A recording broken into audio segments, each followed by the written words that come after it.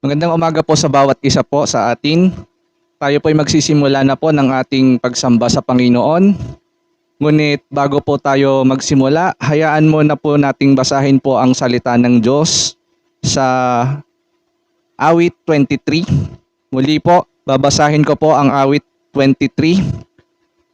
Babasahin ko po ito sa bersyon ng Mabuting Balita Biblia, awit 23 po. Sabi po dito, si Yahweh ang aking pastol, hindi ako magkukulang. Pinapahimlay niya ako sa luntiang pastulan at inaakay niya ako sa tahimik na batisan. Pinapanumbalik niya ang aking kalakasan at pinapantubayan niya sa tamang daan upang ang kanyang pangalan. Dumaan man ako sa madilim na libis ng kamatayan, wala akong katatakutan, pagkat ikay aking kaagapay. Ang tungkod mo at pamalo ang aking gabay at sanggalang. Ipinaghahanda mo ako ng salusalo na nakikita pa nitong mga kalaban ko. Sa aking ulo at langis ay ibinubuhos sa aking saro, pagpapalay lubos-lubos.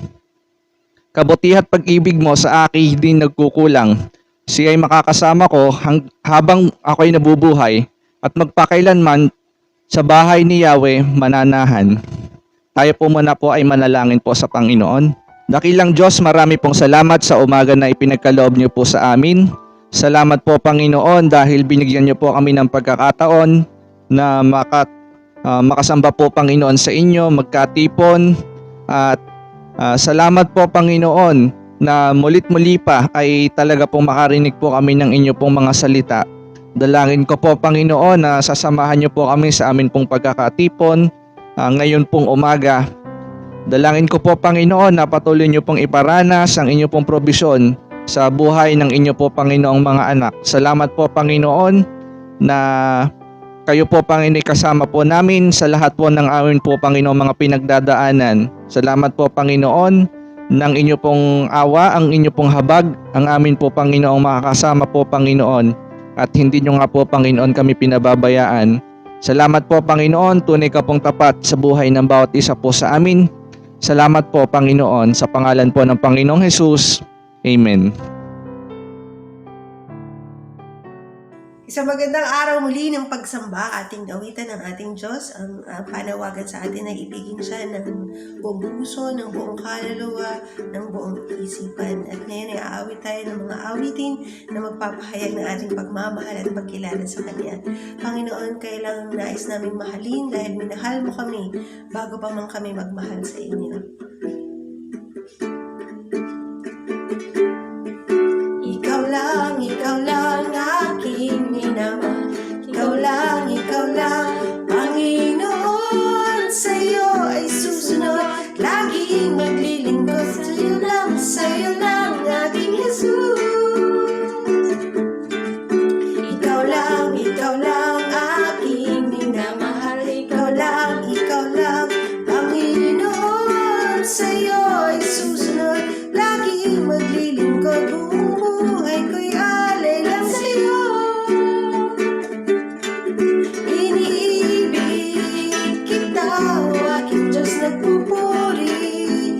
Sa'yo'y naghahandog ng pangako.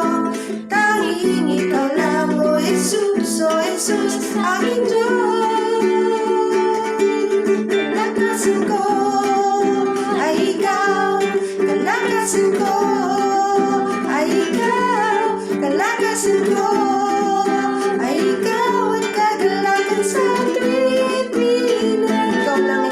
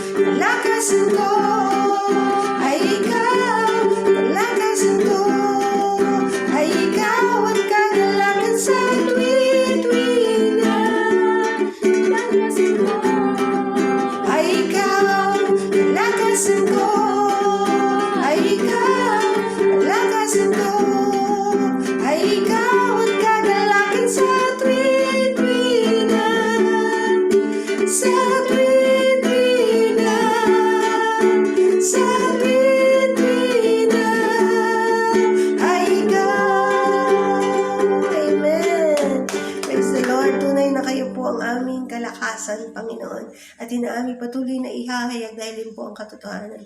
Sambahin po kayo. Panginoon, alam namin na hindi naman sasapat ang buhay namin para may alay bilang pagsamba sa inyo. Hindi sapat ang awitin o ano mang kaya namin ibigay, hindi namin mapapantayan ang iyong kalulatian. Pero alam namin, minamahalaga mo kami dahil sa Panginoong Jesucristo. Alam namin na kami po ay precious sa inyong paningin. At nais namin, Panginoon, na tulungan mo kami na ang bawat araw ng buhay namin, laging sa iyo po maalay. Kung mayroon lamang akong 1,000 buhay, hindi pagkakait, lahat sa'yo'y ibibigay. Gayon pa man sa'kin, nag-iisang taglay, ilalaan bawat saglit upang ibigin ka nang walang humpay. Kung mayroon lamang akong 1,000 buhay, hindi pagkakait, lahat sa'yo'y ibibigay. Gayon pa man sa'kin, nag-iisang taglay, ilalaan bawat saglit upang ibigin ka nang walang humpay. Kaya ng dagat na hindi napapagat sa pag-alon, puso ko ay sa'yo magmamahal sa habang panahon. Natatanging kayamanan ko'y ikaw ay sambahin. Wakas na pagsintay iyong dinggin, kalakip ng awitin. Kaya ng dagat na hindi napapagal sa pag-alon, puso ko ay sa'yo magmamahal sa habang panahon. Natatanging kayamanan ko'y ikaw ay sambahin. Wakas na pagsintay iyong dinggin, kalakip ng awitin. Wagas na pagsintay iyong dinggin, kalakip ng awitin. O sambahin po kayo aming Ama. In Jesus' name, Amen and Amen.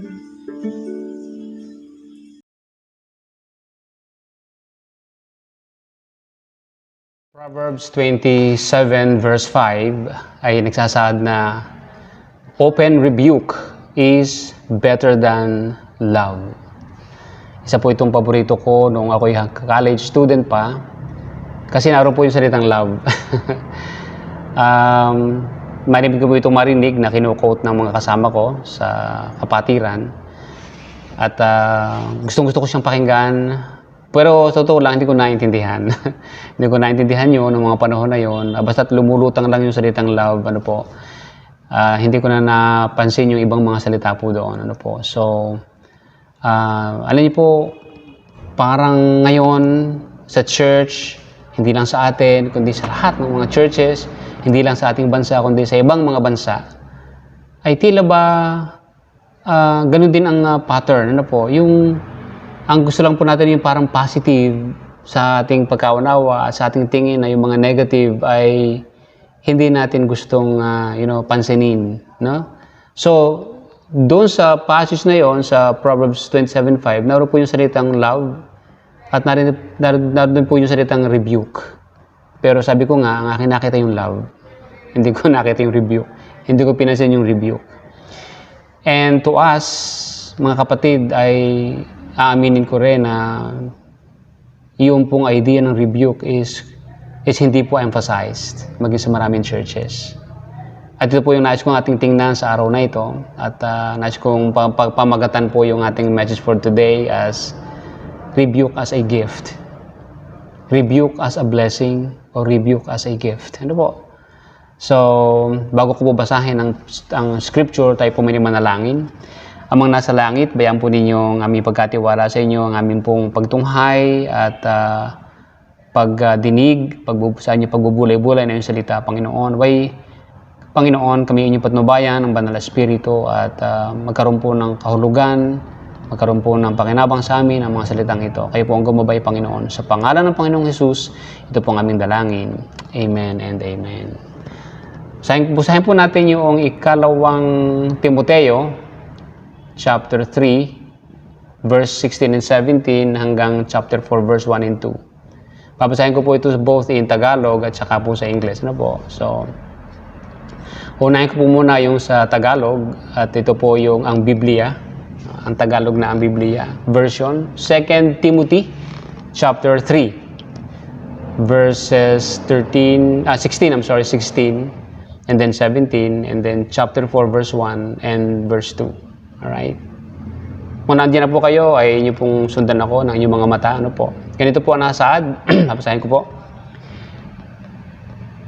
Verse 16, ang lahat ng mga kasulatan na kinasihan ng Diyos ay mapapakinabangan din naman sa pagtuturo, sa pagsansala, sa pagsaway, sa ikatututo ng nasa katuwiran, upang ang tao ng Diyos ay maging sakdal. Tinuro ang lubos sa lahat ng mga gawang mabuti. Chapter 4, verse 1, ipinagbibilin ko sa iyo sa paningin ng Diyos at ni Kristo Jesus na siyang hukom sa mga buhay at sa mga patay sa pamamagitan ng kanyang pagpapakita at sa kanyang kaharian. Ipangaral mo ang salita. Magsikap ka sa kapanahunan at sa di kapanahunan. Sumawata ka, sumaway ka, mangaral ka na may buong pagpapahinuhod at pagtuturo. Sa wikang English po ay babasahin ko rin po. Sabi po dito, all scripture is breathed out by God and profitable for teaching, for reproof, for correction, and for training in righteousness, that the man of God may be complete, equipped for every good work. Chapter 4, verse 1, I charge you in the presence of God and of Christ Jesus, who is to judge the living and the dead, and by his appearing in his kingdom, preach the word, be ready in season and out of season, reprove, rebuke, and exhort with complete patience and teaching. Pagpalain po ng Panginoon ang pagkabasa ng kanyang mga salita. As I said kanina, yun pong idea ng rebuke ay malimit po ay despised or hindi po binibigyang pansin, kinatatakutan po, parang iniiwasan sapagkat bagay na mahirap. Bagay na nakakatakot sa katotohanan lang at saka mas mahirap gawin nga naman. Ano po? So, for today, nais ko pong sanang bigyan po ito ng positibo na perspective. Ano po? Kaya po ito ay pinapamagatan na rebuke as a gift. Rebuke as a blessing or rebuke as a gift. Yun po yung ating nais na gustong ipaunawa pagdating sa rebuke. Kasi the word itself, ay tayo po ay parang ayaw natin ito. Totoo lang, ayaw po natin ito. Hindi lang tayo, hindi lang sa ating church, hindi lang sa Pilipinas, kahit sa ibang bansa, yung mga nababasa kong mga articles, ganun din ang kanilang karanasan. They tend to avoid ang ganitong topic. At they tend to, hindi ito yung kanilang forte. Ang forte nila ay yung positive. Do we realize, dito sa ating binasa kanina, if you will notice, doon po sa 4 verses na yan ay yung pong salitang reproof, correction, and rebuke ay nandoon. Ano po? Yung tatlong yon na para po sa akin, bagaman inisa-isa po yung mga salita, ay halos magkaka-related po sila. Hindi ko man sabihing iisa, but they're very much related. Yung po ay pagtatama, pagtutuwid, pagsawata, pagsaway, yun po yung mga salita ano po. So this has meron po lamang iisang ibig sabihin noon, ilayo lamang sa kapahamakan. Ano po? Ilayo sa pagkaligaw, ilayo sa kamalian, dalhin sa tamang daan. Yun po yung ibig sabihin. Sawatain mo, pigilan mo, alisin mo doon sa kalalagayan yun. Yun po lang ibig sabihin noon. Rebuke, correct, reprove. So po yung mga salitang yun. Bali, nakalagay nga po dito ay bakit nga ba minsan mahirap gamitin ito? Bakit nga ba ganun ang ating feeling? Bakit ganun ang ating nararamdaman? Ano ba ang meron dyan? Ano po? So,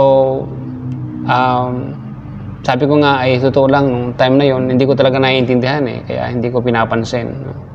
So, ang salitang rebuke ay mas mahirap, mas mahirap na banggitin, mas mahirap gawin, at mas mahirap maging kaugalian. Mas madali actually ay yung mga, as I said kanina, yung mga positive, yung nabanggitin na yung mga, yung mga positive na yun, yung training in righteousness, teaching, di ba? Yun po yung mga words na ginamit dun sa talata natin, profitable for teaching, for training, exhorting. But yung pong mga salitang yun ay naandun lahat. Ano po? Tigta tatlo. Ano po? Teaching, training, exhorting. Ang isa po naman ay correction, reprove, rebuke. All of them are in the Bible. Ano po? So, sabi ko ngayon, ano nga ba yung dahilan? Ano kaya ang dahilan kung bakit medyo ito ay gano'n ang ating reaction? Ang nakita ko po dito, una ay dahil sa ito po yung instinct natin. Instinct po natin na ayaw natin ng mahirap. Instinct ng, mayroon pong bahagi sa ating buhay na tinatawag na laman or flesh. At ang flesh definitely ay aayaw ng tama.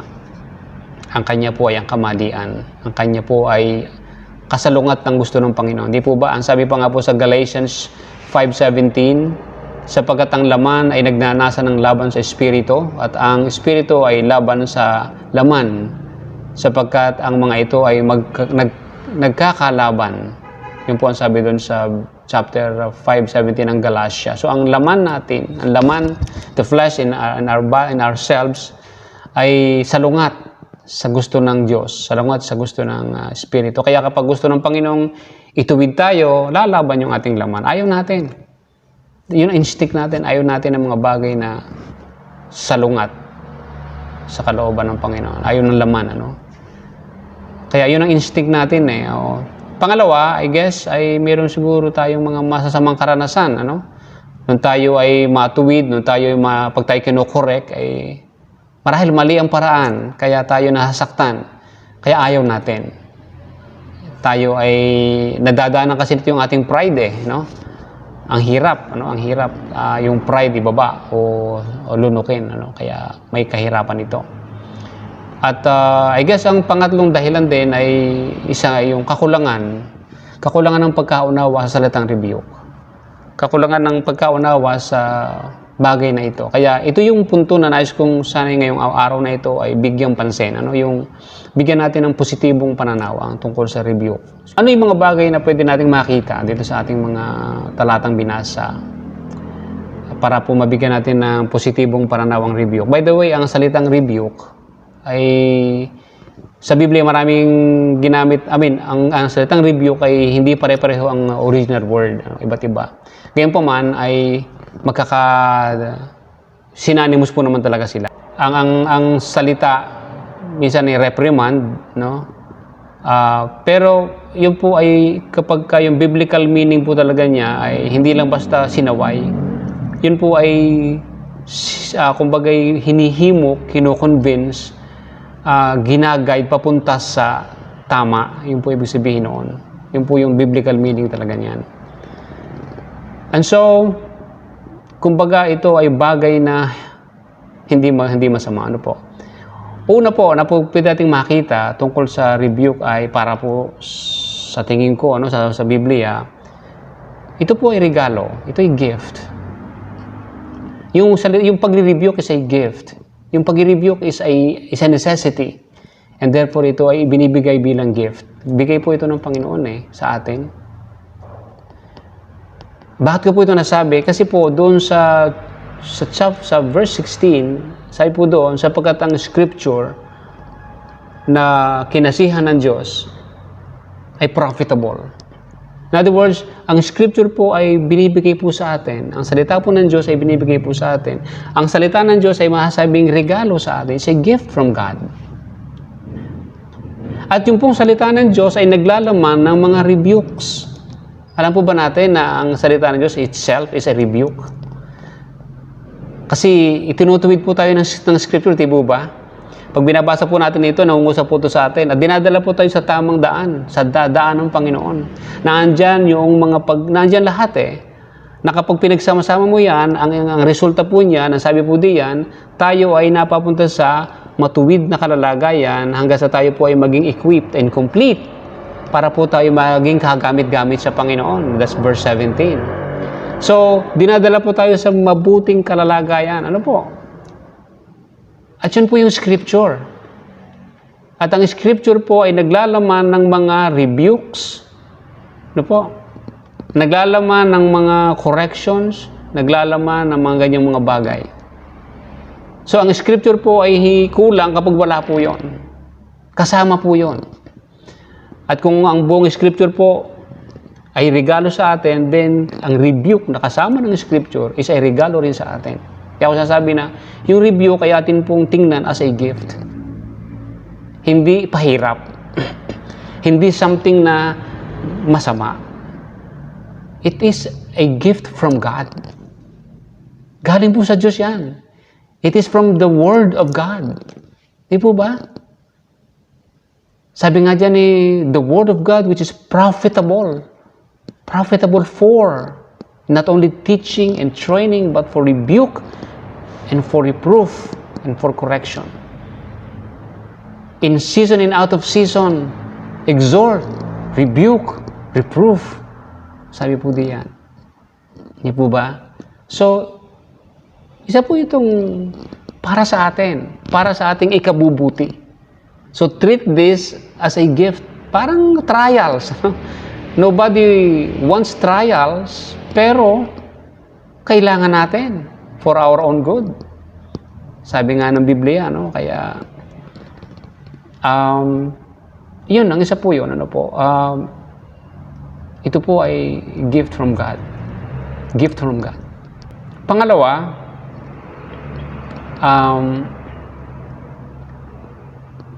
well, by the way, hindi lamang po yung scripture, written scripture, pero gusto ko lang pong banggitin na ang Diyos po ay nagsusugo din nga pala ng mga tao.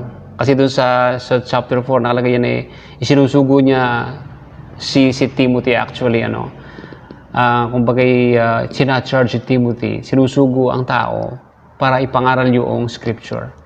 And so, hindi lamang scripture ang gift ng God sa atin, kundi yung mga taong sinusugo ng Diyos para mag-rebuke sa atin. These people are also from God. They are sent from God. Sila po ay sinugo mula sa Diyos para i-rebuke, para sumawata at sumaway, magtuwid. So, again, the rebuke, whether ito ay from the scripture, sa pagbabasa natin mismo, bilang ito ay written, pero ito rin ay gift bilang oral. Pagka oral, mayroon nagsasalita. At yun yung mga sinusugo ng Diyos. Ito yung mga preachers, ito yung mga Christians na ginagamit ang Word of God para ituwid ang kapatid. Para sawayin ang kapatid sa mali. So both the scripture, the written, at yung mga sinugo, yung oral, yung nagsasalita, with their mouth, sila ay gift from God. So again, mismo nga mga tao na magtutuwid sa atin ay gift from God. Sila ay gift. Hindi sila kaaway. Hindi sila nang-aaway. Sila ay gift from God. Pangalawa, hindi lang ito gift para sa akin. Anong dahilan para makita natin na positibo ito? Kung ating mapapansin, Ang sabi nga, ang rebuke kasi ay parang magko-convict din yan, nagko-convict din yan eh, no? Ang sabi diyan, dahil mayroong paghuhukom. Dahil mayroong paghuhukom. Mayroong pagbabalik ang Panginoong Hesus at mayroong paghuhukom. That's why these are important. Kasi marami sa mga tao ay talagang hard-headed. Yung napakatigas na kung hindi mo talaga minsan ay gugulatin o kaya ay talagang sharp yung ating mga gagamiting words para talagang siya ay magising, ano?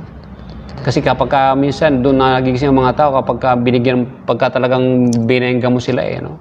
In a sense, ano? Yung parang the word rebuke ay ganoon ang ay dating eh, no? Minsan hindi sila magising kapag very soft eh, parang himas eh. Sometimes you have to really straightforward na sabihin sa kanila, mali ang ginagawa mo. Yan. Kasalanan yan. Yan, ganyan, ano? Ganun po ang ibig sabihin po noon.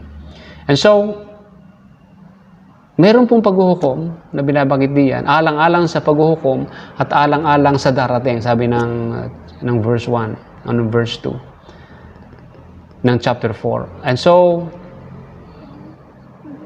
positibong magagawa ng rebuke is para tayo ay may handa sa paghuhukom. Rebuke will prepare us. Hindi para mahukuman, kundi para maparangalan. Dahil ating tinanggap, dahil ating niyakap, in-embrace ang rebuke, tayo ay napanuto, tayo po ay napabuti, tayo po ay napalagay sa tama because of that rebuke.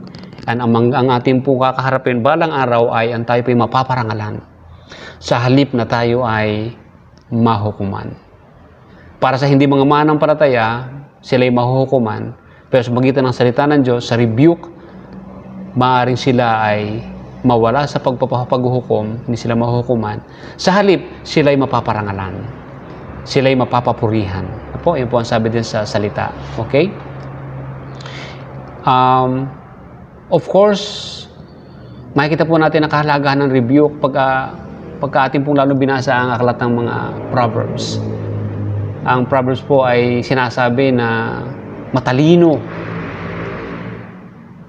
ang mga nakikinig sa pagtutuwid o sa pagsaway, sa rebuke.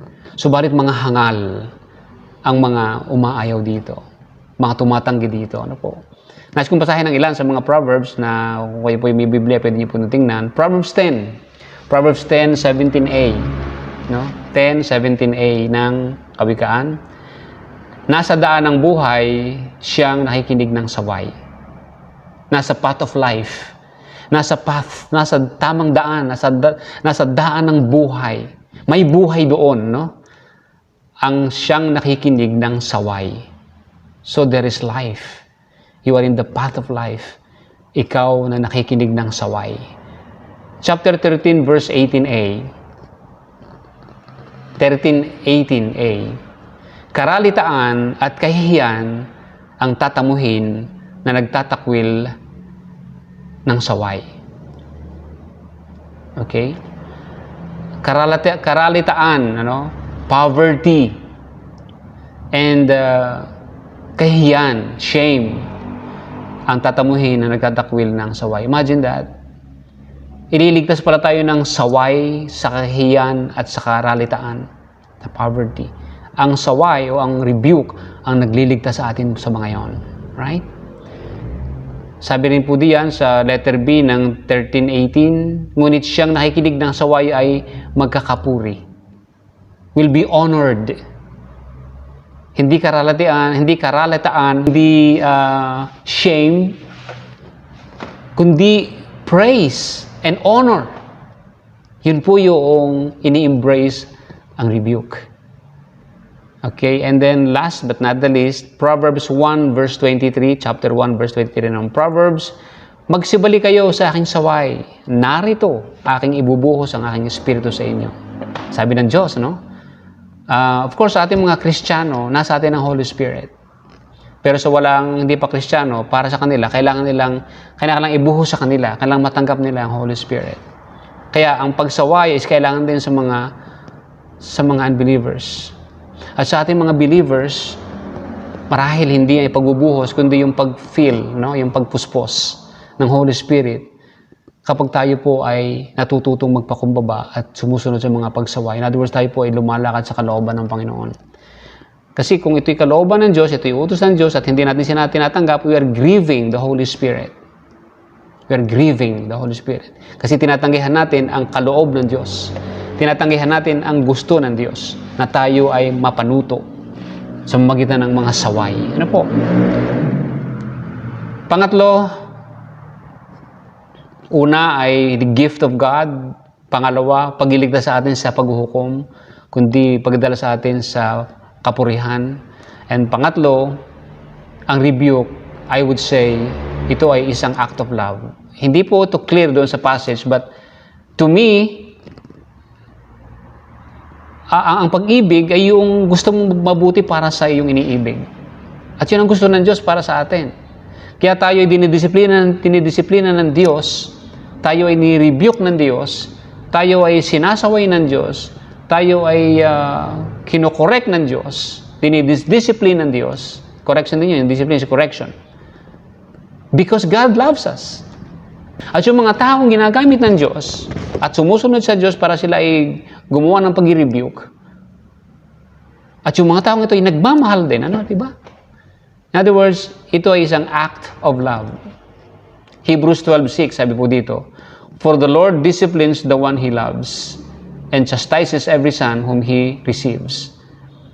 So, dinidisiplina daw ng Diyos ang kanyang minamahal. At pinarurusahan ang kanyang tinatanggap. So, ngayon din naman, ang taong naatasan ng Diyos na gawin po ang pag-rebuke, ginagawa po niya ito dahil sa pag-ibig. Sapagkat nais ka na maibalik sa daan ng Panginoon, sa path of life. At kung sakasakali na dahil siya nakikita niya na pag tayo ay wala sa daan ng Panginoon, tayo ay naliligaw, nalilihis, nalulukot ang taong ito, na inaatasan ng Diyos na yan. Nais kung ikaw ang iniasan kita sa tao na yan, ibalik mo sa akin yung tao na yan. So sa mga taong sinusugo ng Diyos para gamitin, para po tayo ibalik sa Kanya, may lungkot at may kabigatan sa Kanya kapag nakita tayo o yung tao na kailangan maibalik sa Panginoon. At i-risk niya, no? I-risk niya ang posibilidad na, mamura siya, ma-misinterpret siya, layuan siya, iwasan siya. That's the risk ng isang taong gumagawa ng pag-rebuke. Nevertheless, sabi pa rin ng Biblia, I charge you, preach the word. How? By rebuking, by reproving, and by exhorting. Both in and out of season. Yun po ang sabi. It is an act of love. Kaya ang nararapat nating response doon sa nagko-correct sa atin, ay hindi tayo dapat maging defensive. Kasi tayo naging defensive tayo kapag tayo kino-correct, di ba? Pag tayo ni-rebuke. Ang sakit kasi minsan dating sa atin, kaya we defend, nangatwiran tayo, o kaya tumatalilis tayo, ayaw nating marinig. We escape. But if we will be humble ourselves, kung tayo po ay magpapakumbaba, kasi pride po yung kalaban natin dito, kung tayo magpapakumbaba, alahanan po natin ang mga bagay na ito, na ang rebuke ay para sa atin, ang rebuke ay gift of God, ang rebuke ay para hindi tayo mahukuman, sa halip tayo mapapuri at maparangalan, at ang rebuke is an act of love by God, at dun sa mga tao ginagamit niya para i-rebuke tayo. Remember, ang Panginoong Jesus, malibit ni rebuke niya. Si Peter, get behind me, Satan. Si Paul, ni-rebuke si Peter sa Galatians chapter 2. No? Kasi mali ang ginawa ni Peter. Those were helpful. Nakatulong yon. Kailangan yun at nakatulong yon. At sa atin, the best thing that you can do doon sa mga nag-rebuke sa iyo is to thank them.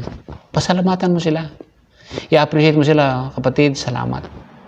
Salamat ako yung ni-rebuke. Salamat. Gift ka ng Lord. Gift ka ng Lord sa akin.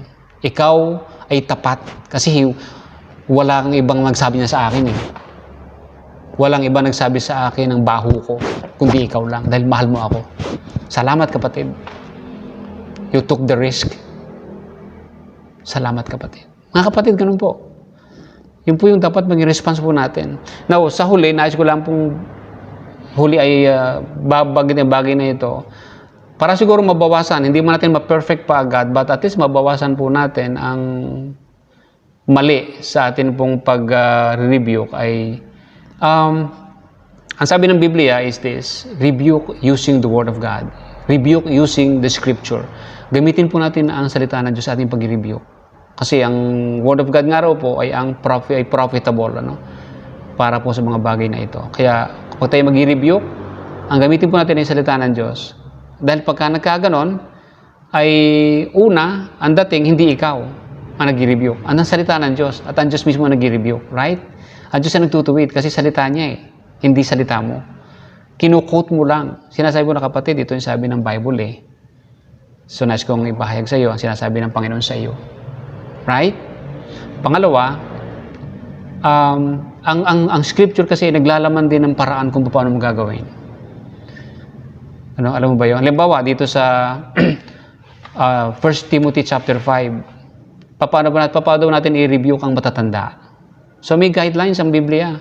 Sabi nga po diyan ay, do not rebuke an older person. Do not rebuke an older man, but encourage him as you would a father. Ibig sabihin, itutuwid pa rin, pero by encouraging, ang paraan ay hindi yung katulad ng sa ka-level mo. Meron din dito sa babae, matanda babae, at meron din sa mga young people, at meron din sa, So, nandyan lahat. May guidelines. Sa Galatians, ang nakalagay naman diyan ay maging maingat. At sinasabi diyan ay ang pag-rebuke ay kapag ikaw ay nasa espiritu. Kapag ikaw ay wala sa laman. In other words, pag ikaw ay spiritual. And so, yun po yung mga ilang labang na nakita natin na bakit kailangan natin ng scripture. Kasi una, ang scripture mismo ay ang nagsasalita. Pangalawa, ito yung naglalaman ng guidelines. That's why very, very important ang scripture. And so, at sa huli, para sa mga, sa abot, nire-review at saka nag-review, ating alalahanin lang yung grace ng Panginoon. Tinanggap tayo ng Panginoon. Yung ating identity ay, kumbaga, mahal pa rin tayo ng Panginoon Diyos. In other words, mahal pa rin tayo ng Diyos kahit nung tayo mga mahina pa, makasalanan pa, at wala pang kakayahan. Yun ang minsan nakakatakot na ipaalam natin sa tao mahina tayo, wala tayong magagawa, tayo ay, yung helpless. Yun po yung ating katatayuan na tayo matanggap ng Panginoong Jesus, ng Diyos. Sabi doon sa, di ba? Romans 5:8, nung tayo mga makasalanan pa, mahihina, walang kaya, mahal na tayo ng Panginoon. So, huwag tayong ma-insecure na aminin at malaman pag tayo tinutuwid tayo na tayo ay baka mahusgahan, na mawala ang ating self-worth. No. Nananatili yung ating kahalagahan sa Diyos. Hindi nagbabago ang pagtingin ng Diyos sa atin. Ano man ating kalalagayan, palpak man o hindi, still God loves us. Okay? Tayo manalangin. Amang nasa langit, bayaan po ninyo na ang mga salitang ito ay tunay na maging pagpapala sa amin. At magkaroon po kami, Ama, ng positibong pananaw about rebuking. At ito po, Ama, ay maging bahagi din namin just para po ma-save namin ang mga tao na nangangailangan po ng ganitong bagay. Salamat po, Ama. Pagpalain niyo po kami lahat. Sa pangalan ng Panginoong Jesus na po aming dalangin. Amen and amen. God bless.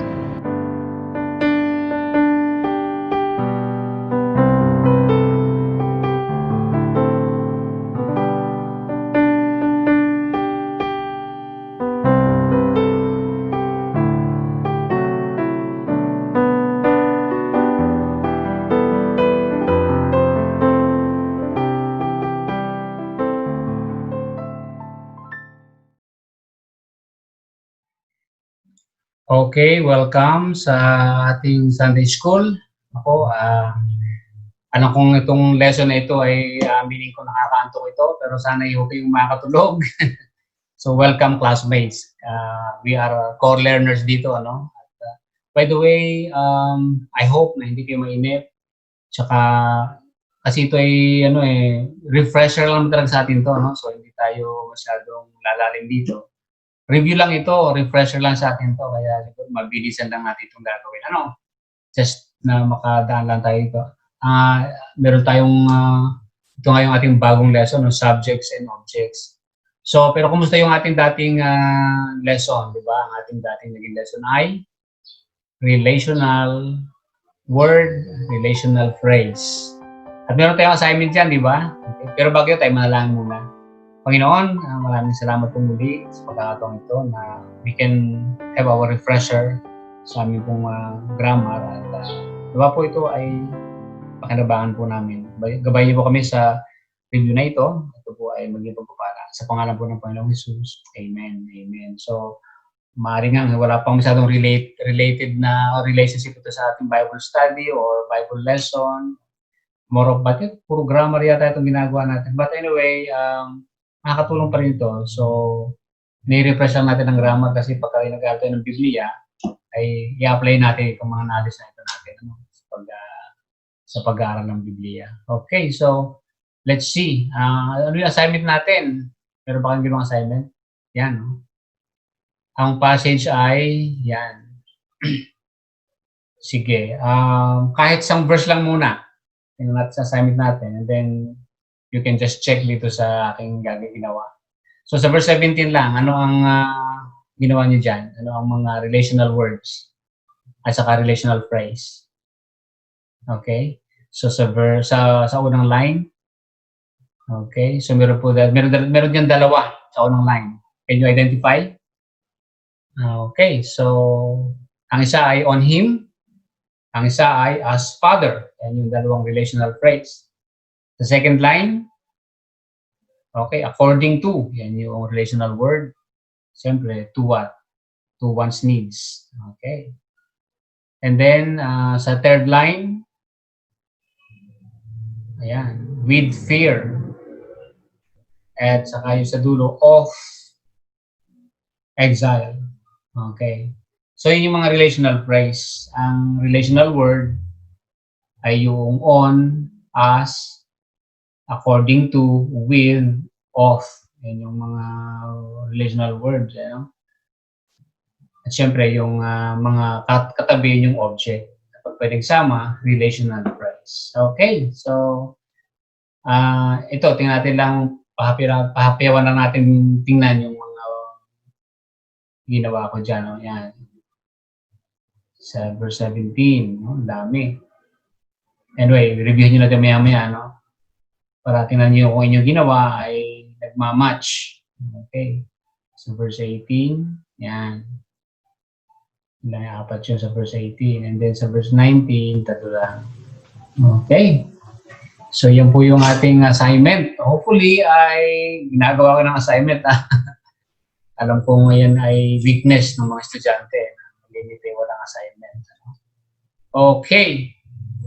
Ito yung ating new subject, new lesson. Ang subject is kaulit. Padali lang din yan, di ba? Alam niyo na yan. Pero just so ating daanan lang. Definition. Ang subjects ay ang gumagawa ng action.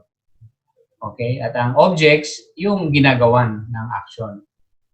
Okay? At ito ay tumutugon sa mga tanong na who, what, where, o kaya minsan ay when. Okay? So, examples. Ang samples ng subject, ito ang sentence, the boy hit the ball. So, ang action word ay hit. Yan. Pinalo. Okay? So, parang baseball itong, baseball ang dito, scenario. And ang subject dyan, siyempre, yung boy. Kasi yung boy ang gumagawa ng action. Ang boy ang pumapalo ng bola. Alright? Another one, the man is a pastor.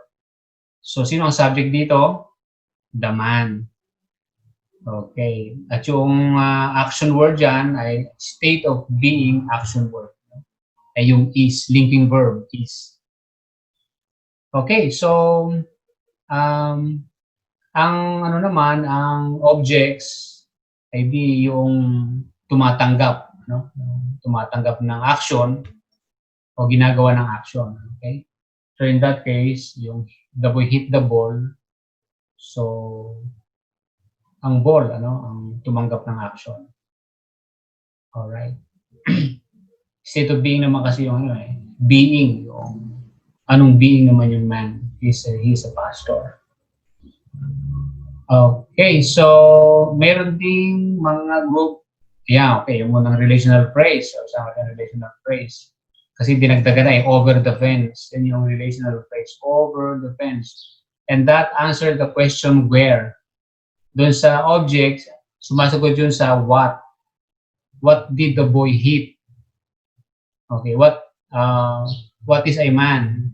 What is the man? Yan. Pero doon sa subjects, balik natin yung subjects, ito yung who. It answered the question who. Who hit the ball, di ba? Sino ang pumalo sa bola? Noon. Yan. Okay, so pamilya naman sa inyo ang relational phrase, over, yung relational word, and the fence. Fence is the object. Okay. Pero meron din mga group of words hindi lang puro single word. Meron din mga group of words. Ano ba, ang subject ay group of words, ang object ay group of words din. Halimbawa, washing the dishes, dalawa yun, no? Is my job. So, the subject ay washing dishes. Pero pwede rin na maging object. Kung ganito lang ang sentence, my job is washing dishes. Ganun lang yun, no? Now, ito yung exercise natin. Siguro, for our sake, yun lang munang verse 28 lang subukan natin, ano? Para mabilis. Mabilis lang, madali lang, ano? So, Doc, kita nito muna kung ano yung subject. Sino ang gumagawa? Sino ang gumagawa ng action? Doon sa verse 28. Pareho, ano? Pareho, yung the word, pronoun, he. Yung he, siya yung subject. Okay. So, ang action word, said. Dito naman ni action word ay ongoing. Going, ano? Yun yung ongoing action word. At syempre, ang object doon sa first sentence or sa first clause, he had said things yung object. At dito naman sa padalwa, walang object kundi place. Ano? He was going to Jerusalem. Ayan. So parang ano yung relational phrase na yon. To Jerusalem. Di ba? Saan? It answers the question where. To Jerusalem. Ayan. So yung to, yun yung relational word. Okay. Okay, so tignan lang halimbawa. Well, sa yung verse 30, again, ito yung may mga silent Go in the village opposite you. Yan. Tapos sa kahuli-hulihang sentence, yung pinakadulo-dulo, yung untie it, saka bring it here. So, itong lahat na ito, ang pinaka-subject nila ay not written there, no? Hindi nakasulat. So, automatic, understood na yun ay you. You go, you untie, you bring it. So, you ang pinaka-subject. Okay, so, yan, ano? Yan ang ating examples.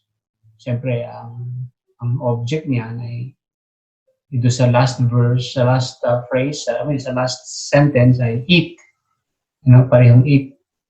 Referring to the cult. Referring to the cult. Yung eat na yun. Okay, so far, yan po yung ating lesson. Ang assignment po natin, yan, Psalm 2, verses 7 to 12. So, ano yung gagawin nyo dyan? Isulat nyo kung ano ang subjects at ano yung kanyang objects. Pero dalawa po ang objects din object ng action words at saka object ng relational words. Okay? I hope you can distinguish yung action words at saka relational words. Okay? At sila ay may kanya-kanyang sariling object. So, yun po yung inyong assignment. Psalm 2, 7 to 12. Okay ba? Okay, so tayo yung manalangin. Ito na may refresher lang, i-review lang. Next meeting natin, lesson natin ay modifiers kung tawagin.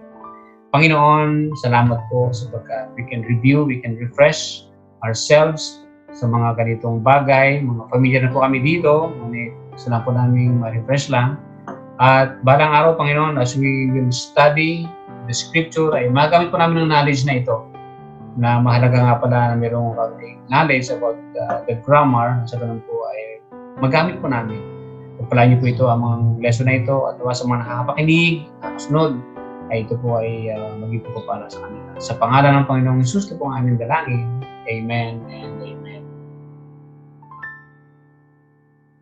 Tayo po ay dumako na sa atin pong pangwakas na panalangin at benediction. Tayo po ay manalangin. O amang makapangyarihan sa lahat, kami po ay nagpupuri at tunay nga pong nagpapasalamat sa pagkakataon na kami po ay inyong pinagkalooban ng kalakasan, kagalakan upang magkatipon-tipon. Ito man ay face-to-face or online. At salamat Ama sa ganitong araw na talagang binibigay niyo po sa amin. At Lord, ang nawa po ang aming kalakasang ito sa aming pagharap sa sanlinggong darating Panginoon ay tunay na maging pagpapala po sa amin. Kaya sa oras pong ito Panginoon, sa inyo po ang aming pasasalamat. Sa Kanya na makapag-iingat sa inyo upang hindi kayo magkasala at makapaghaharap sa inyo ng walang kapintasan at may malaking kagalakan sa Kanyang kaluwalhatian. Sa isang Diyos na ating tagapagligtas sa pamamagitan ni Jesucristo na Panginoon natin, sa Kanya ang kaluwalhatian, kadakilaan, kapamahalaan at kapangyarihan. Mula noong una, ngayon at magpakailanman, lahat ay magsabi ng Amen.